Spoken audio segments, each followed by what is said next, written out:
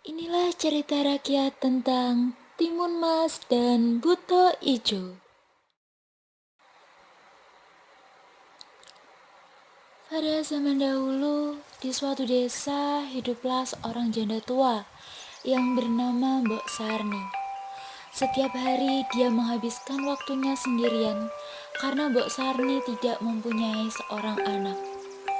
Sebenarnya dia ingin sekali memiliki seorang anak. Namun apalah daya, pada sore hari dia hidup Mbok Sarni sedang menyapu halaman rumah dan Mbok Sarni melihat seorang ibu dan juga anak yang tertawa ria menikmati kesenangannya. Dan Mbok Sarni sedang meratapi nasibnya menjadi seorang yang hidup sebatang kara. Mbok Sarni sangat berharap kepada Tuhan bahwa suatu hari nanti kelak ia akan mendapatkan seorang anak yang cantik jelita.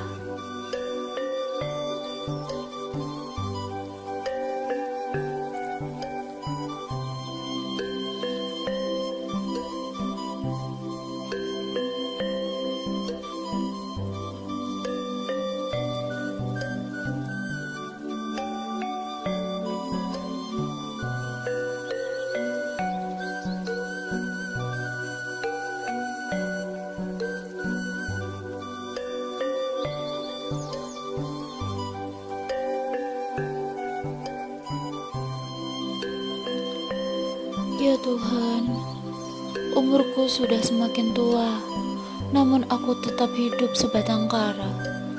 Kapan aku mempunyai seorang anak?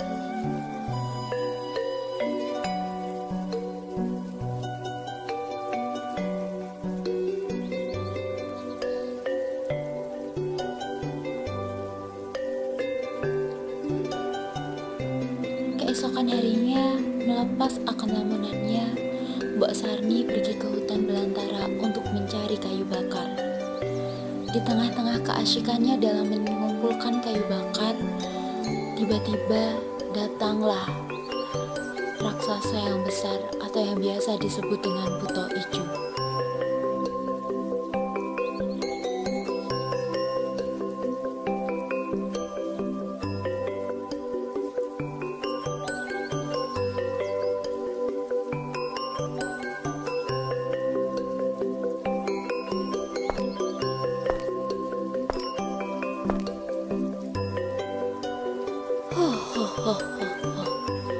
Hai perempuan tua, aku lapar, berikan anakmu. Aku menginginkan anakmu untuk kumakan. Ampun Buto Ijo, aku hidup sebatang kara. Aku tidak mempunyai anak. Sudah lama aku menginginkan seorang anak. Jangan makan aku, Buto Ijo.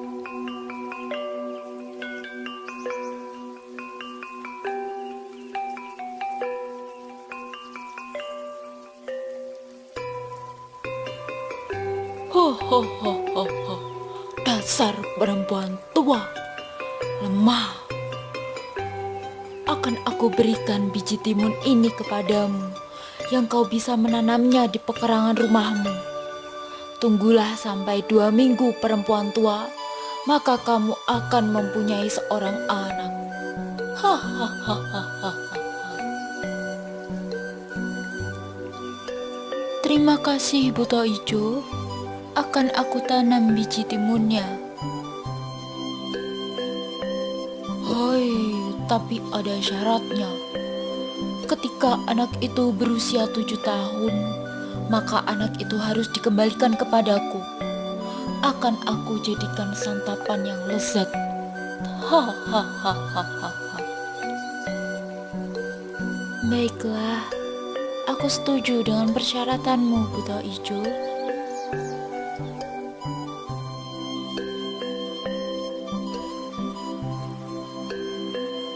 Dari hutan belantara, Mbok Sarni segera bergegas menuju ke rumah untuk menanam biji timun yang telah diberikan oleh Buto Ijo. Dengan besar harapan bahwa Buto Ijo tidak menipu Mbok Sarni, bahwa ini adalah rezeki Mbok Sarni untuk bisa memiliki seorang anak.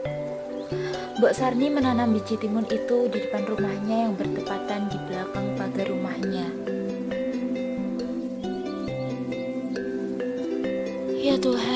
Semoga ini adalah rezekiku untuk bisa memiliki seorang anak.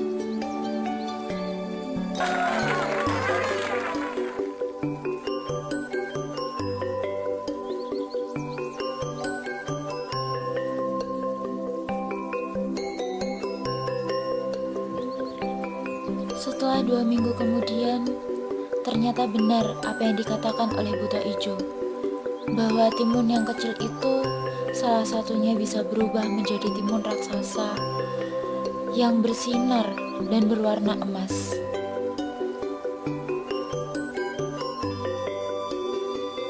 Wah, ada timun emas besar sekali.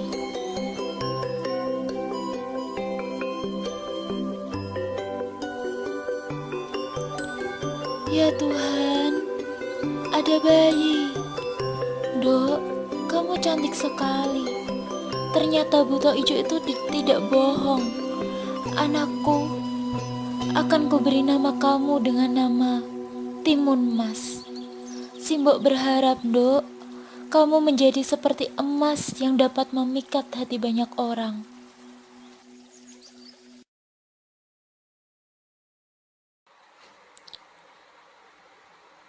Sudah 7 tahun lamanya Simbok dan juga Timun Mas hidup berbahagia. Namun Simbok lupa bahwa ia mempunyai syarat kepada buta ijo, bahwa ketika Timun Mas beranjak usia 7 tahun, maka Timun Mas harus diserahkan kepada buta ijo untuk dijadikan santapan yang lezat oleh buta ijo.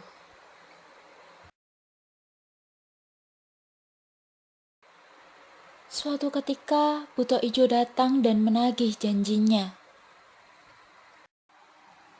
"Di mana Timun Mas?" "Siapa itu, Mbak?" "Ampun, buta ijo, Timun Mas belum bersiap-siap.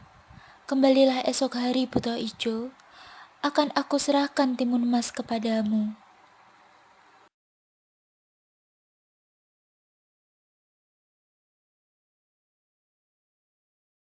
"Ho ho ho ho ho. Baiklah, aku akan datang esok hari. Jika kau tidak menyerahkan anakmu, maka kalian berdualah yang akan menjadi santapanku." "Ha ha ha ha ha. Kamu tidak akan bisa menyakiti anakku, buta ijo."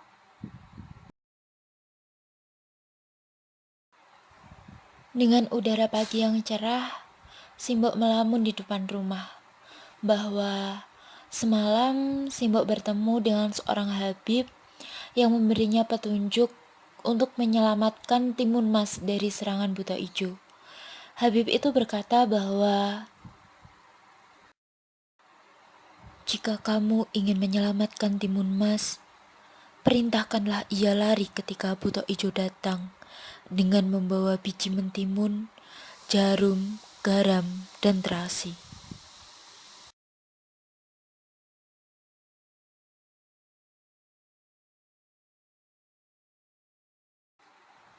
"Dok, Cah Ayu, Simbok gak rela, Dok, kalau kamu diambil oleh buta ijo.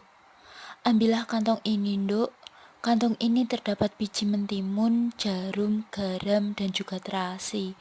Nanti ketika buta ijo datang, cepatlah lari, Yondok, dan lemparlah ini, Yondok, ketika kamu diserang oleh buta ijo." "Iya, Mbak. Timun Mas gak takut, Mbak. Akan Timun Mas lakukan apa yang Simbok perintahkan."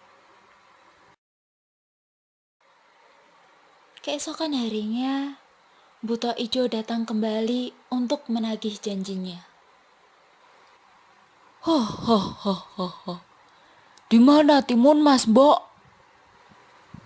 "Anu, buta ijo, Timun Mas masih tidur."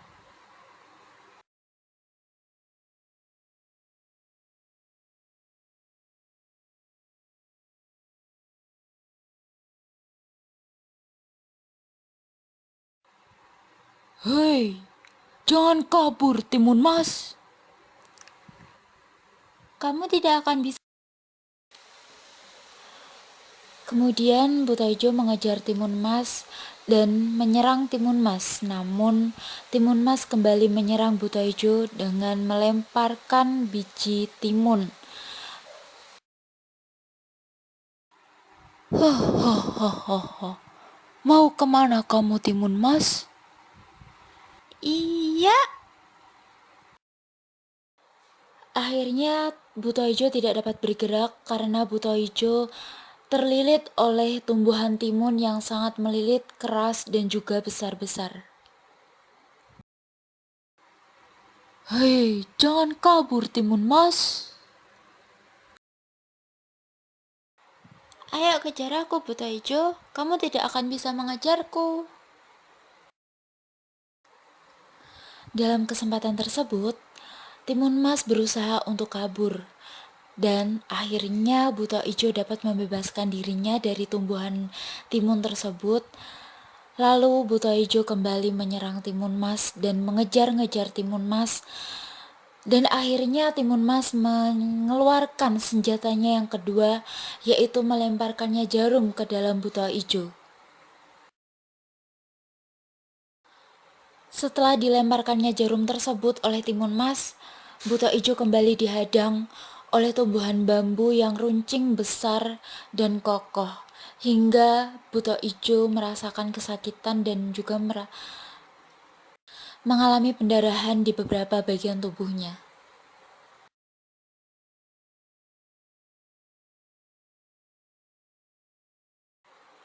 Tidak berhenti sampai di sini saja.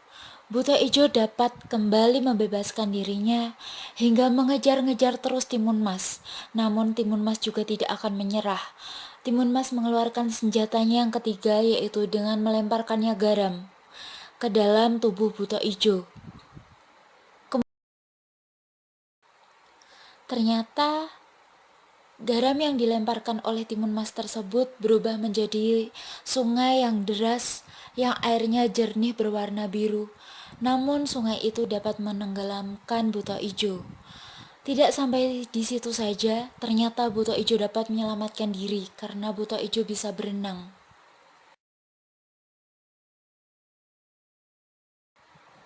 Timun Mas mulai khawatir, dan Timun Mas mengeluarkan senjatanya yang ketiga, yaitu melemparkannya terasi ke dalam sungai tersebut. Dan sungai tersebut menjadi sungai lautan api. Buta Ijo merasa dirinya kepanasan hingga terbakar. Dan Buta Ijo tidak dapat berkata apapun dan melakukan apapun.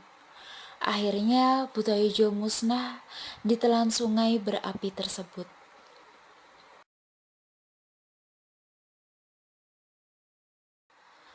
Setelah menyaksikan kehangusan Buta Ijo, kemudian Timun Mas kembali kepada simboknya.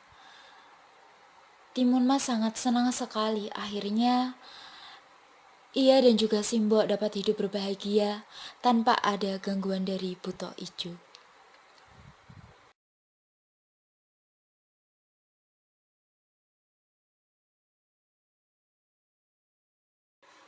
Mbak, Timun pulang, Mbak.